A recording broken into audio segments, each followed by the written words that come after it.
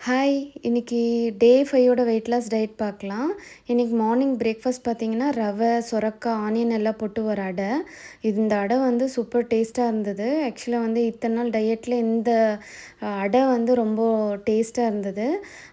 அதுக்கப்புறம் பார்த்தீங்கன்னா, இது கூட வந்து கொள்ளு, வேக வச்ச கொள்ளு ஒரு 100 கிராம்ஸு, ஒரு ஜஸ்ட் ஏர் ஃப்ரை பண்ண ஒரு ஃபிஷ்ஷு, அதுக்கப்புறம் பார்த்தீங்கன்னா, கொஞ்சமாக குக்கும்பரு, கொஞ்சமாக தேங்காய் சட்னி. அதுக்கப்புறம் பார்த்தீங்கன்னா, லஞ்சுக்கு வந்து இன்றைக்கி ப்ரௌன் ரைஸு, கூட வந்து கீரை குழம்பு, அது 2ம் மிக்ஸ் பண்ணிட்டேன் நான். அதுக்கப்புறம் பார்த்தீங்கன்னா, வாழைப்பூ இருக்கு இல்லைங்களா, அதோட பொரியல், அதுக்கப்புறம் 2 எக் ஒயிட் மட்டும் எல்லோ எடுத்துட்டேன். அதுக்கப்புறம் வந்து நிறைய குக்கும்பர் எடுத்துக்கிட்டேன் கூட. அப்புறம் பார்த்தீங்கன்னா, ஈவினிங் 3:30 ஸ்நாக்ஸுக்கு வந்துட்டு ரோஸ்டட் மக்கானா, பொரி, அதுக்கப்புறம் பொட்டுக்கடலை, வேர்க்கடலை வந்து அது வந்து ரோஸ்ட் பண்ணி எடுத்துக்கிட்டேன்.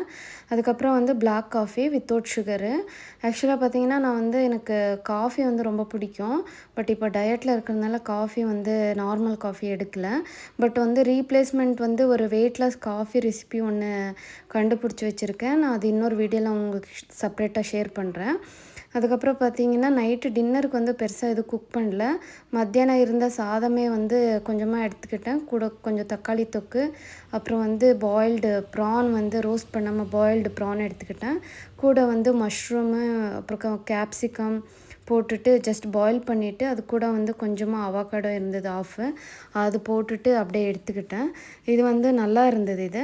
ட்ரை பண்ணி பாருங்கள். தேங்க்யூ.